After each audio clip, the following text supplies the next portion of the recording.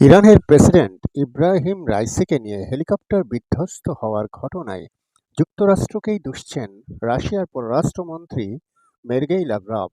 তিনি বলেন, মার্কিন নিষেধাজ্ঞার কারণে ইরানের অভ্যন্তরে উড়োজাহাজ চলাচল সংকটের মুখেই পড়েছে।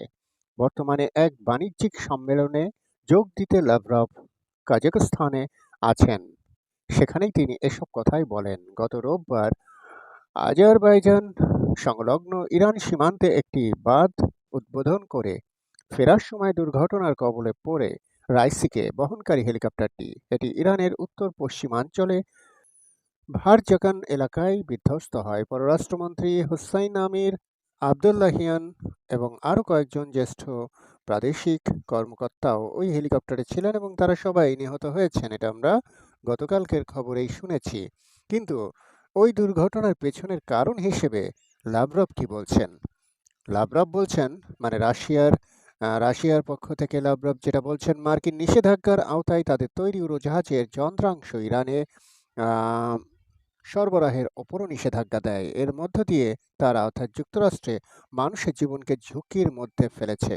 লাভরভ আরও বলেন, যুক্তরাষ্ট্রবাসী এটি অস্বীকার করে, কিন্তু সত্যিটা হলো বিভিন্ন দেশের উপর যুক্তরাষ্ট্র নিষেধাজ্ঞা দিয়ে রেখেছে। এর ফলে তারা উড়োজাহাজ সহ যুক্তরাষ্ট্রের তৈরি বিভিন্ন যন্ত্র মেরামতে খুচরা যন্ত্রাংশ পায় না। ইরানের বিভিন্ন গণমাধ্যমের তথ্য অনুযায়ী রাইসি যে হেলিকপ্টারে ছিলেন সেটি ছিল যুক্তরাষ্ট্রের তৈরি বেল 212 মডেলের। কেন এ দুর্ঘটনা ঘটল তা তদন্ত করেই দেখা হচ্ছে। যুক্তরাষ্ট্র ও বড় বড় কয়েকটি সরবরাহকারী প্রতিষ্ঠানের আরোপিত কয়েক দশকের নিষেধাজ্ঞার কারণে ইরানের পক্ষে তাদের উড়োজাহাজের যন্ত্রাংশ পাওয়া বা হাল নাগাদ করা কঠিন হয়ে ওঠে। আসলে কি হয়েছিল, কেনই বা হেলিকপ্টারটি বিধ্বস্ত হলো, সেখানে লাভরভ দুষছে সরাসরি যুক্তরাষ্ট্রকে। এদিকে হেলিকপ্টার বিধ্বস্ত হয়ে নিহত যারা হয়েছেন সেটা নিয়ে বিভিন্ন ধরনের আলোচনা এবং যুক্তিতর্কও চলছে।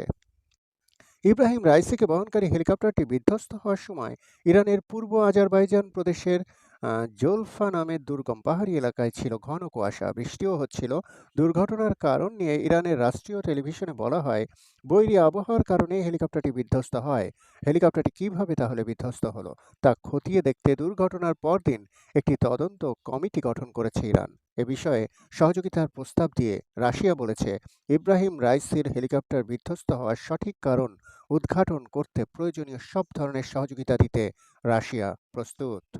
রাইসিকে বহনকারী হেলিকপ্টার বিধ্বস্তের কারণ সম্পর্কে ইউরোপীয় ইউনিয়নের অ্যাভিয়েশন সেফটি এজেন্সি অর্থাৎ ইএএসএ বলেছে, উঁচু পর্বত উঁচু পার্বত্য এলাকা ও গভীর উপত্যকার উপর দিয়ে উড়ে যাওয়ার সময় পাইলট বিভ্রান্ত হয়ে পড়েন। এ ধরনের পরিবেশে চলাচল করা একজন পাইলটের জন্য মানসিক ও শারীরিকভাবে অত্যন্ত ক্লান্তির।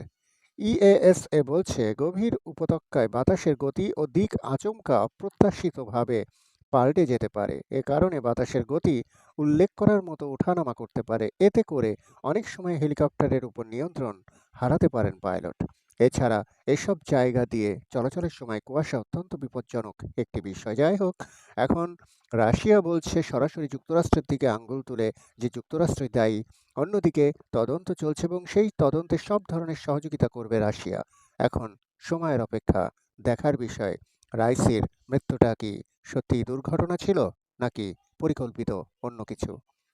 ফার্মাসিস্ট তন্ময় চ্যানেলটি সাবস্ক্রাইব করে সবাই পাশে থাকবেন এবং ভিডিওগুলো শেয়ার করে সবাইকে দেখার সুযোগ করে দেবেন। ধন্যবাদ সবাইকে।